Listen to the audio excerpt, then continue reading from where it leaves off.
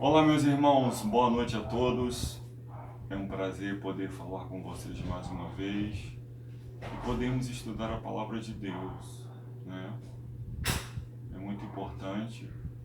Desde já eu gostaria de agradecer os inscritos e vamos fazer com que esse canal cresça cada vez mais, irmãos. Que esse canal venha alavancar aí para a honra e glória de Deus, para que a mensagem de Deus cresça, irmãos. A gente, com todo respeito, né? Eu respeito todos aqueles que fazem um canal e colocam suas coisas, mas a gente vê coisas aí que não acrescentam em nada na nossa mente, com não sei quantas visualizações, inscritos, e nós estamos aqui, irmãos, falando da palavra de Deus, falando de algo sério que implica na minha e na sua salvação. Então, irmãos, se puder, adianta, passa à frente, orienta as pessoas a se inscreverem, a fazer com que vamos crescer juntos aqui, para a honra e glória de Deus, porque a mensagem de Deus ela precisa chegar ao máximo de pessoas possíveis, tá bom? Seja um missionário, né? Seja divulgando a mensagem a outros, você estará sendo um missionário. Bem, aqueles que ainda não se inscreveram, basta você clicar lá no YouTube e vai digitar Missionário Ricardo Lins. Você vai ver inúmeras mensagens lá, reflexões bíblicas, e você vai clicar em uma delas e vai se inscrever. Vai deixar o seu like, vai ativar o sininho, tá? Não esqueça disso, para que você receba todo o conteúdo do nosso canal e clica lá em personalizada. Vamos orar? Querido Deus e Pai, muito obrigado pelo dia, pela noite. Nós louvamos o seu nome. Queremos te pedir, Senhor Deus, que o Senhor transforme a nossa vida, que o Senhor fale conosco, que o Senhor nos ilumine, que o Senhor nos ajude a crescer, Pai. Por favor, seja o nosso professor, fale conosco. Amém, Jesus. Bem, hoje a gente vai falar dos 3 amigos de Daniel. Os 3 jovens hebreus, né? Ananias, Misael e Azarias. Nós conhecemos bem, né? A mensagem, esse episódio bíblico, o que aconteceu com eles, que situações eles passaram. Desculpe, irmãos.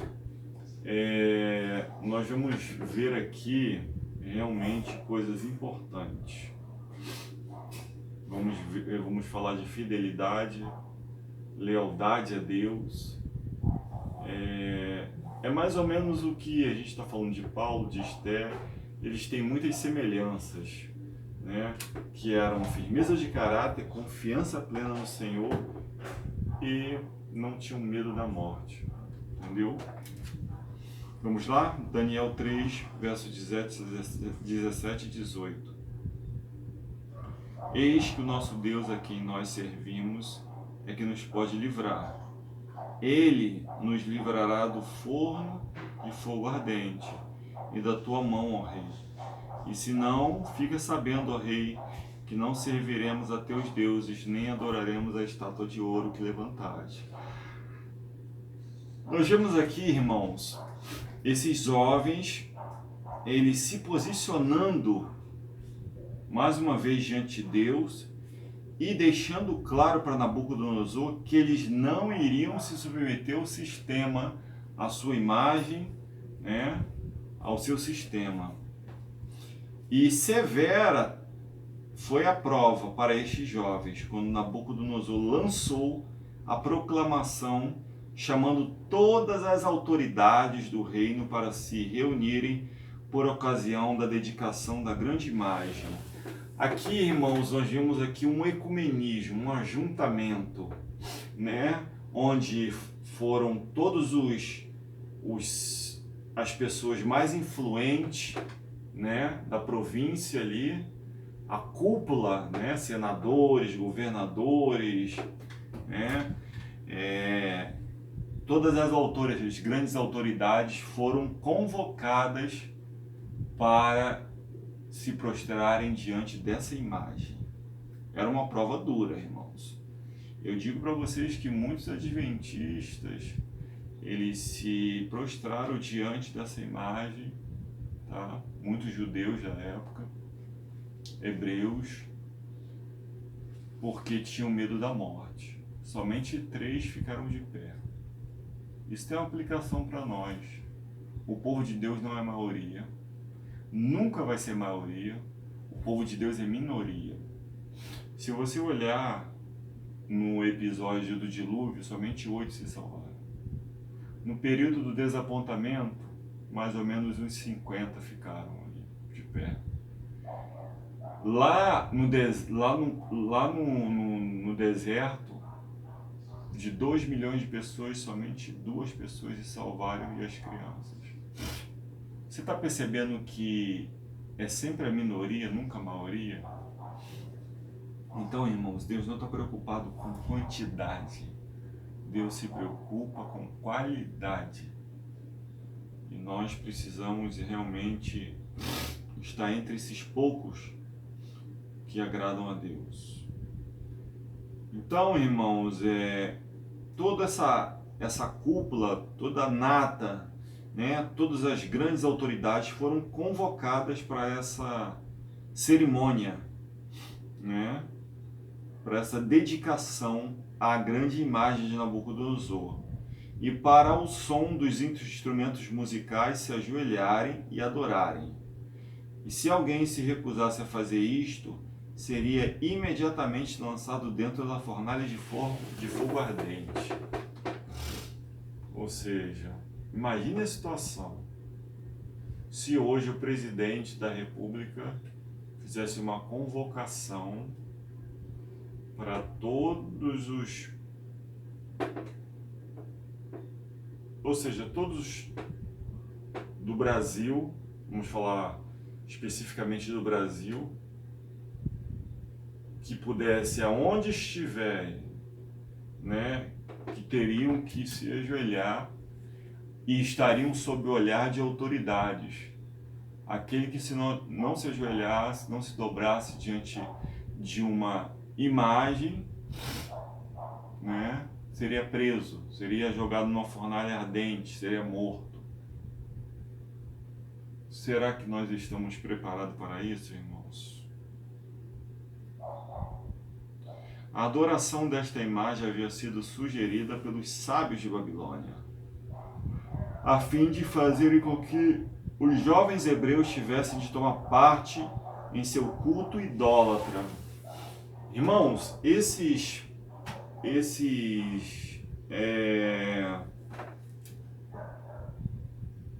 essa cúpula aqui, esses sábios de Babilônia, eles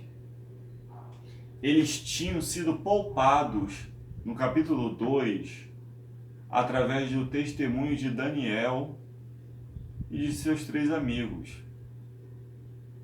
Era para eles estarem mortos, mas eles foram poupados pela bondade de Daniel, da bondade de Deus que havia em Daniel, de pedir ao rei que não matasse os sábios de Babilônia. Só que eles eram tão assim orgulhosos, tão egoístas, que eles não reconheciam isso. E aí no verso 3, eles tentam prejudicar aqueles que juntamente com Daniel trabalharam para que eles não fossem mortos. A presença dos hebreus dentro do reinado de Babilônia incomodava esses sábios, né? A fim de fazerem com que os jovens hebreus tivessem de tomar parte em seu culto idólatra. Eles queriam que eles fossem mortos, que eles fossem lançados na fornalha e fossem consumidos pelo fogo. Só que o que eles não sabiam é que eles estavam preparando a sua própria fogueira. Eles eram Eles eram bons cantores e os caldeus queriam que se esquecessem de seu Deus e aceitassem a prática da adoração aos deuses babilônicos. E aí chegou o que? O dia determinado. E ao som da música, a numerosa multidão, todos os presentes se prostraram e adoraram a estátua de ouro. Mas estes fiéis não quiseram ajoelhar-se. Eles poderiam perfeitamente tentar ludibriar ali. Eu vou meio que me abaixar aqui para amarrar o meu sapato aqui. Mas eles permaneceram leais, de pé, irmãos. Sabe o que eu vejo nisso? Coragem.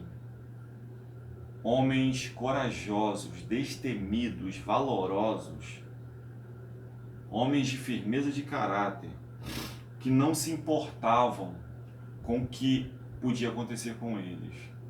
Eles se importavam sim em não desobedecer a Deus. Então o rei mandou que aquecesse 7 vezes mais a fornalha, além do que acostumavam aquecer. Por que o rei pede que se aqueça 7 vezes mais?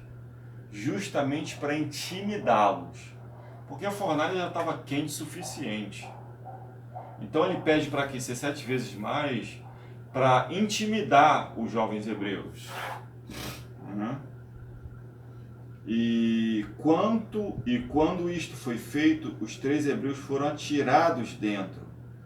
Tão intenso era o calor que os homens que lançaram os hebreus na fornalha pereceram na chama do fogo. Se você imagina a gente aqui hoje no Rio de Janeiro, né, que está muito quente, está no verão, a gente sente uma sensação térmica horrível, uma quentura, que às vezes fica difícil, irmãos. É quase que meio que impossível dormir de ventilador. Mas isso é apenas no verão. Depois entra, a partir de maio já acaba isso. Fica aquele clima gostoso, fresco. Então, irmãos, imagine uma fornalha. Haja visto que aqueles que o amarravam, ou seja, eles foram consumidos pelo fogo. E os jovens hebreus não foram consumidos pelo fogo. Tão intenso era o calor que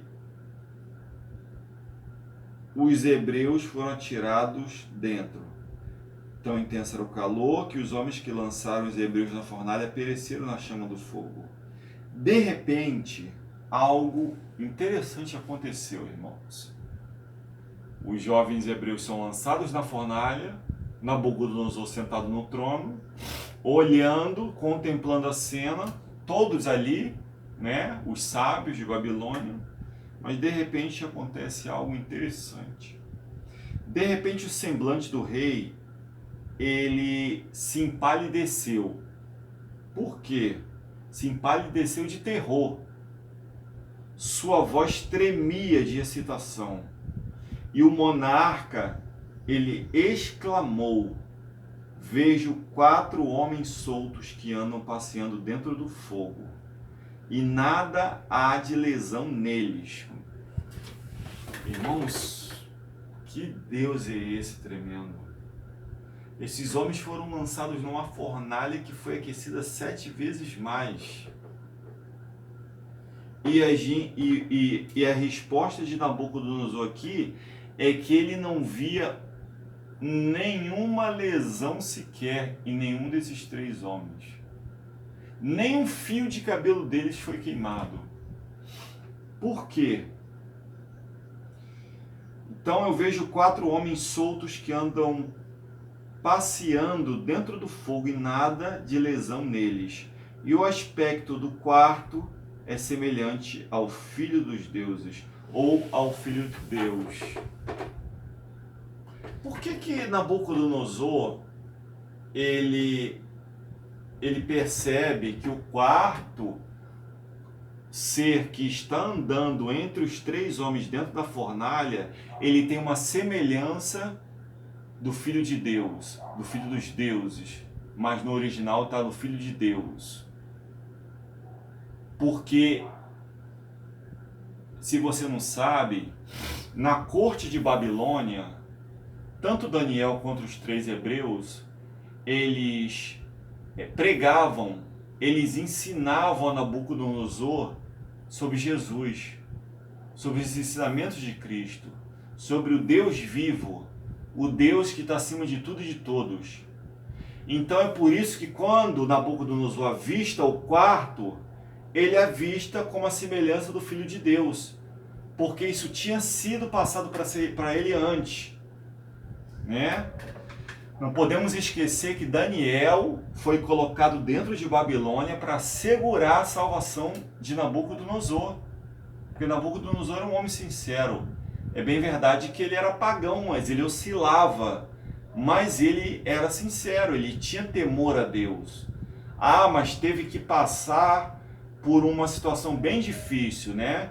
Teve que virar bicho, se rastejar, ser humilhado para reconhecer a grandeza do nosso Deus. Sim, mas ele era sincero, tanto que ele está salvo, entendeu? Então, irmãos, e aí o que acontece? Nabucodonosor naturalmente manda com que esses homens saiam, e Nabucodonosor vê que esses homens realmente eram homens tementes a Deus, homens que tinham experiência com Deus, né? E Nabucodonosor realmente reconhece o Deus verdadeiro. Mais uma vez, né? Muita gente se pergunta, mas onde estava Daniel nesse momento? Irmãos, existem algumas hipóteses, tá? Eu vou citar 2. É possível que Nabucodonosor tenha mandado Daniel para uma missão ou para resolver alguma coisa, porque ele gostava muito de Daniel, amava muito Daniel, e não queria que Daniel estivesse naquela situação ali, porque ele sabia que Daniel, assim como seus 3 amigos, não se dobraria diante da estátua. Isso é uma primeira hipótese. A segunda é que Daniel poderia não estar bem, estar adoentado, né? Não estar se sentindo bem e não está em condições de estar na cerimônia. São hipóteses, mas não temos nada escrito onde se encontrava Daniel nesse momento, tá? Pelo menos até hoje eu nunca li nada, tanto no Espírito de Profecia, né? Nos livros que eu já li, os livros traduzidos, praticamente todos, eu não vejo isso, né? E nem na Bíblia. De século em século, os heróis da fé têm sido identificados por sua fé em Deus. Irmãos, a história dos 3 hebreus da fornalha ardente é uma história de fé. Nos últimos dias nós vamos ter que ter fé para suportar o cansaço, a demora e a fome. Está num grande conflito. Nós precisamos ter um tipo de fé viva, aquela fé prática, aquela fé que você confia em Deus independente das circunstâncias. Você tem certeza de que Deus vai mudar o quadro da sua vida. Você tem certeza que Deus pode te tirar do leito, da situação que você se encontra, e pode mudar o seu quadro, e um dia você está dando testemunho na igreja. Que Deus pode abrir uma porta que está fechada há um tempo. Que Deus pode te dar uma família que você tanto almeja. Que Deus está do teu lado, ainda que você venha passar pela morte. Mas o mais importante não é o corpo, é a alma. Porque ainda que tirem isso aqui, ainda que isso aqui seja danificado, ou seja, eu tenho que estar com o meu caráter semelhante ao de Jesus. A minha alma precisa estar entregue a Cristo. E aí, irmãos, é só através de muita comunhão. De século em século, os heróis da fé têm sido identificados por sua fé em Deus e têm sido conduzidos de modo notável diante do mundo, para que sua luz brilhe aos que se encontram nas trevas. Daniel e seus 3 companheiros são exemplos vivos do heroísmo cristão, de sua experiência na corte de Babilônia. Podemos saber o que Deus fará por aqueles que o servem com sinceridade de coração. O mesmo Deus que atuou na vida de Ananias, Misael e Azarias é o Deus que se manifesta hoje, irmãos. O problema é que muitas vezes nós limitamos o poder de Deus na nossa vida. E a gente dificulta o agir de Deus. Deus quer agir com poder, né? Deus quer se manifestar, né? Da mesma maneira que ele se manifestou no passado. Só que infelizmente as nossas transgressões, um estilo de vida errado que nós temos, os nossos pecados dificultam o agir de Deus. Então nós precisamos fazer uma autoavaliação na nossa vida, irmãos, uma reciclagem. Nós precisamos fazer uma desintoxicação, um detox espiritual. Precisamos ser desintoxicados do pecado. Precisamos nos arrepender para sermos vistos por Deus como obreiros aprovados, assim como foi Ananias, Misael e Azarias. Esses jovens foram jovens de fé. E nós estamos falando de jovens, não estamos falando de homens de 50 anos, que já têm uma maturidade, uma experiência. Estamos falando de jovens que tinham uma firmeza de caráter que talvez um homem de 50 anos não tenha. Porque, irmãos, não é a idade que define o nível de experiência que você tem. Ou seja, você pode ter 5 anos de igreja e ter mais comunhão do que uma pessoa que tem 30, 40, 50 anos de igreja.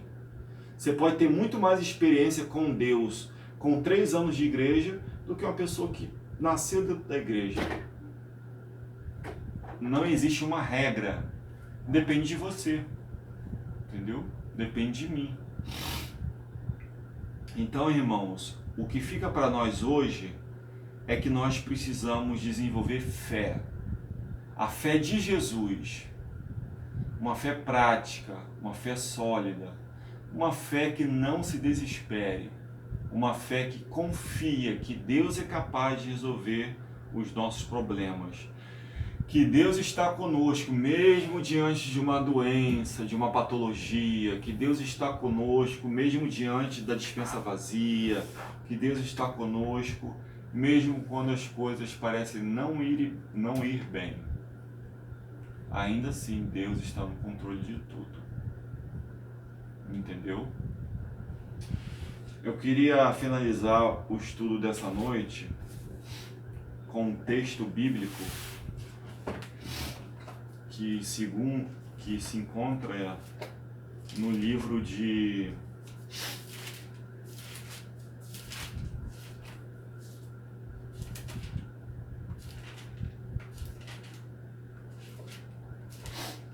Primeira Crônicas. Vamos lá para Primeira Crônicas.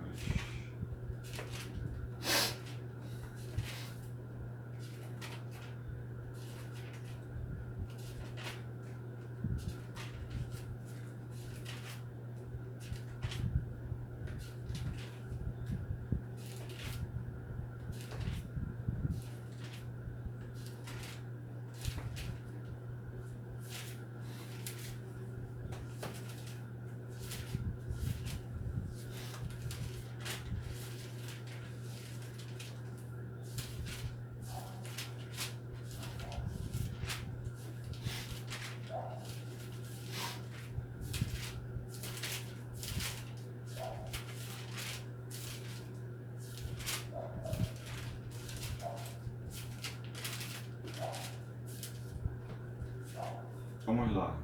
2 Crônicas, verso 16, capítulo 16, verso 9.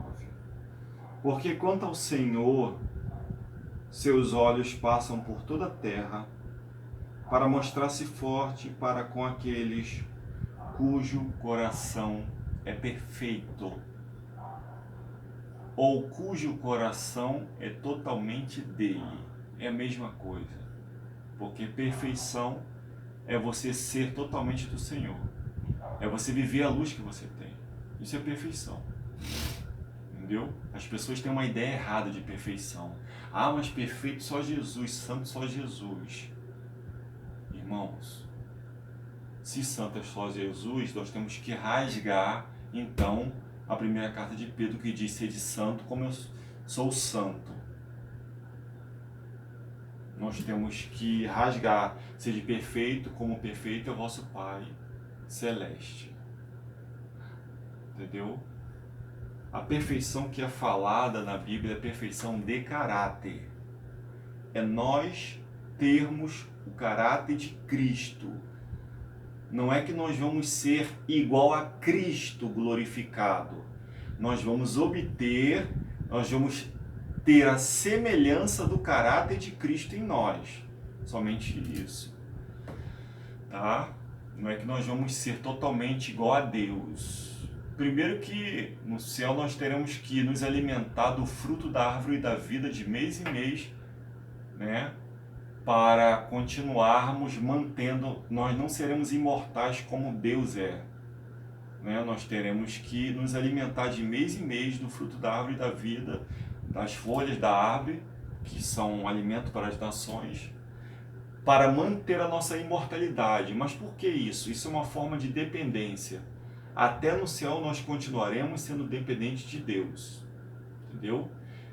A nossa imortalidade vai estar condicionada ao comer do fruto, tá? Então, irmãos, Deus está em busca de jovens como estes, que o coração é totalmente dele, que a vida é totalmente dele, que andam e buscam a perfeição do seu caráter. O meu apelo para você nesta noite é que você seja totalmente do Senhor, é que você busque a perfeição do seu caráter, porque somente dessa forma, irmãos, é que nós vamos alcançar o céu. Sem isso, esquece Jerusalém, não tem como. Agora, perfeição de caráter, ser totalmente do Senhor não compete a mim. O que eu preciso fazer é me entregar por completo ao Senhor. O que vai gerar isso em mim é o poder do Espírito Santo, é a graça de Jesus. Eu só consinto e me esforço, porque o esforço humano aliado ao poder do Espírito Santo, o resultado disso é vitória sobre o pecado, um caráter semelhante ao de Jesus. Tá bom? Que Deus nos abençoe, que Deus nos ajude, que Deus nos salve de nós mesmos. Essa é a oração que nós temos que orar todos os dias. Senhor, me salva de mim mesmo, porque eu e você, nós somos os nossos maiores inimigos, os nossos maiores adversários. Que você que me assiste, que Deus te abençoe, que você possa ser firme como uma rocha, como esses 3 jovens hebreus, que você possa tomar uma posição ao lado de Jesus e possa realmente procurar agradar o Mestre e não se importe com o que os outros vão falar. Viva para Deus, viva para Jesus, porque o tempo é tempo de buscar ao Senhor, não é tempo de brincar, irmãos, não é tempo de celebrar, é tempo de jejuar e orar, porque o que você está vendo acontecendo no mundo não é nem o fim, é o princípio das dores. O fim é coisa muito pior que está por vir, e nós precisamos estar preparados para isso, tá bom? Que Deus nos abençoe, e que você que me assiste, que é cristão, cristã, procure se consagrar mais a Deus. Meu jovem, acabamos de falar sobre 3 jovens, se espelhem nesses jovens, não como exemplo, o exemplo é Jesus, mas tirem lições da vida desses jovens para a sua vida. Procure realmente ser um jovem firme, um jovem que não venha negociar princípio, um jovem que esteja do lado de Cristo, independente das circunstâncias. E para você que ainda não conhece Jesus, ou não aceitou Jesus, hoje é o dia da salvação, meu amigo. Amanhã a gente não sabe o que pode acontecer. Eu não sei o que pode me acontecer ao sair dessa sala aqui. Você não sabe o que pode acontecer. Você nem sabe se você vai acordar amanhã, eu nem sei. Nós não sabemos quanto tempo de graça nós temos nessa vida. Então hoje é o dia da decisão, de tomar uma decisão ao lado de Cristo. Tá bom? Vamos orar? Querido Deus e Pai, louvado seja o seu nome, pela vida, pelos exemplos bíblicos que o Senhor deixa para nós, desses grandes homens do passado, desses jovens. Estamos falando de homens, de jovens, de mulheres. Pai, que essas pessoas, o exemplo dela possa nos ajudar a nos aproximarmos mais de Ti e sermos semelhantes a Ti em caráter. Por favor, Senhor, transforma a nossa natureza. Nós temos uma natureza má. A nossa inclinação é para o mal, é para as coisas da carne. Mas cura-nos, liberta-nos, purifica-nos e nos ajude a alimentar a natureza divina, Senhor, para que possamos alcançar o Seu caráter. Abençoe todos que me ouvem, que possam ser Ananias, Misael e Azarias nesses tempos, dos últimos dias que estamos vivendo na face da terra, e que juntos possamos finalizar, computar o nosso legado aqui nesse mundo. Em nome de Jesus, amém. Deus nos abençoe, irmãos, e continuaremos com a sequência. Deus abençoe.